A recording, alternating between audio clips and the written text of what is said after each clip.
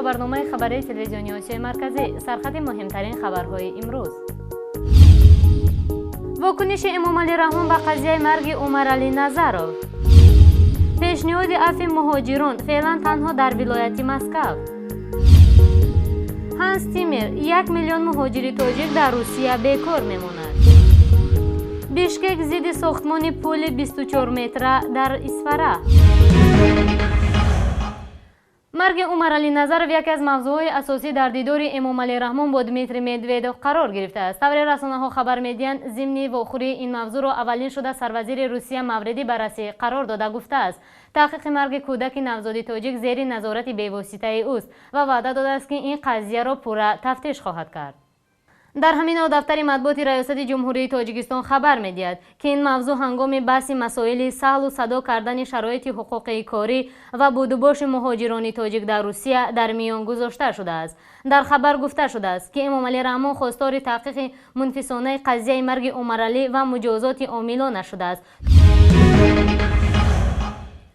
همزمان امروز در شهر دوشنبه جلسه سران حکومت‌های اتحاد دولت‌های مستقل به انجام رسید. در این همایش سروزیران ارمنستان اوویک ابرامیان، بلاروس اندری کابیاکوف، قزاقستان کریم مسیموف، قرغیزستان تیمیر ساریف، روسیه دمیتری مدودوف، تاجیکستان قاهر رسولزاده، معاون رئیس دیوان وزیر آذربایجان، نایب سروزیر ازبکستان شرکت داشتند. میان راهبران حکومت‌های کشورهای عضو اتحاد دولت‌های مستقل 40 سند همکاری به امضا رسید. وکالتدار اوید به حقوق کودک شهر سنت پتربورگ سویتلانا اگاپیتووا به امروز خبر داده است که سبب مرگ عمرعلی نظرov 5 ماهه که در یکی از بیمارستان‌های این شهر ففتید باید روز 14 نوامبر بعد آموزش نتیجه های تحقیق جسد اعلان می‌گردد. به قبل اگاپیتووا تا زمانی به اتمام رسیدن کار کمیته تفتیشاتی سخن گفتن درباره سبب‌های مرگ کودک بر وقت است. به گفته او پرونده جنایی از روی این دلیل با مدعی برای طبیبان وزنین باز شده است. نامبرده همچنین گفته است تفتیشات بر این گمان است که در این وضع طبیبان به طوری باید و شاید وظیفه‌های کسبی خود را به اجرا نرسانیدند. اگاپیتووا قید کرده است که دستگاه وکالتدار اوید به حقوق کودک پتربورگ با دیاسپورای محلی تاجیکان همکاری داشته. همچنین از وکالتدار اوید به حقوق انسانی تاجیکستان نیز درخواست رسیده است. عمرعلی نظرov روز 14 اکتبر یک روز بعد از به پلیس بردن والدانش رستم نظرov و زرینا یونوسووا در یک بیمارستان شهر سنت پتربورگ درگذشته است. مرگ او سر و صدای زیادی را در جامعه هم روسیه و هم تاجیکستان به پا کرده است. در روزهای اول بعد مرگ عمرعلی مقامات روسیه گفتند گویا او بر اثر ویروس شدید رسپیراتوری ففتیده است، ولی والدان عمرعلی با این ادعا راضی نیستند و آنها روز 29 اکتبر گفتند که هنوز جسد را از سردخانه یا مرگ نگرفتند و قصد دارند تشخیص مستقل طبی دادگاه را گذرانند. وقتی به من جسد فرزندم را نشان دادند تماما فرزندم را شناخته نتوانستم. فقط در دستش که ایزی امکانی داشت دیدم که جایش سرخ شده بود. از سر رویش تماما فرزندم را شناخته نمی شود. سر رو و تک چشمانش سیب سرخ شده بودند. خواهش کردم بدنش را نشان دهند تا ببینم و فرزندم را شناسم، اما به من اجازه ندادند. گفتند که موافق قانون و یا کدام معیار حقوقی عین حال دیدن جسد ممکن نیست. در دومای ولایت مسکو روسیه طرح سند را تهیه کردند که الکی در مطبوعات قانون عفو مهاجران نام گرفته است. هدف از این سند تهیه شرایط برای قانونی گردانیدن بود و باش بیش از 300,000 مهاجر است که امروز در یک ولایت به طور غیرقانونی کار و زندگی میکنند. نیکولای چرکاسوف معاون رئیس کمیته حاکمیت دولتی و امنیت منطقوی دومای ولایت مسکو گفت امروز مسئله برداشتن تشبث قانونگذاری جهت عملی کردن عفو مهاجران پیش آمده است. با گفته چرکاسوف صدها هزاران مهاجر غیرقانونی در ولایت مسکو در چارچوب قانون‌های موجوده حتی اگر خیلی آن را بخواهند هم جسما نمیتوانند خود را ثبت نام کنند. آنها باید قلمرو روسیه را ترک کنند و اگر یگان قانون شکنی کرده باشند در آن صورت برای 5-7 سال حق ورود به قلمرو روسیه را از دست می‌دهند. به حساب خدمات فدرالی مهاجرت روسیه در حال حاضر 148,000 مهاجر از حق ورود به این کشور محروم شدند. به گفته الکسی سیچوف معاون راهبر خدمات فدرالی مهاجرت در ولایت مسکو تنها از اول سال روان از این ولایت حدود 34,000 مهاجر اخراج کردند. آنچه نسبت عفو مهاجران دارد صحبت می رود با گمان من که همین صحبت بیشتر نیست، چون درباره عفو مهاجران الکی چندین سال است که صحبت می شود، ولی کار بیشتر از صحبت جای نمی رود. امروز حدوداً 1,700,000 نفر مهاجر ممنوع الورود شدند. اونی که میگن 34,000 54,000، نه، این اصل نیست.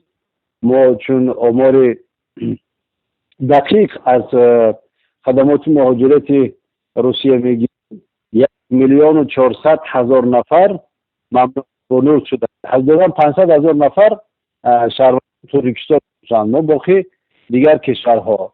بنابراین همین حال حاضر تمام قوانین قبول کرده شدن که حالتی بوده باشه مهاجرت در این کشور سخت گردانند، یعنی اصلا امکانیت ندهند که مهاجر بتواند قانونی فعالیت کند، ولی غیر قانونی شما میتونید فعالیت کنید.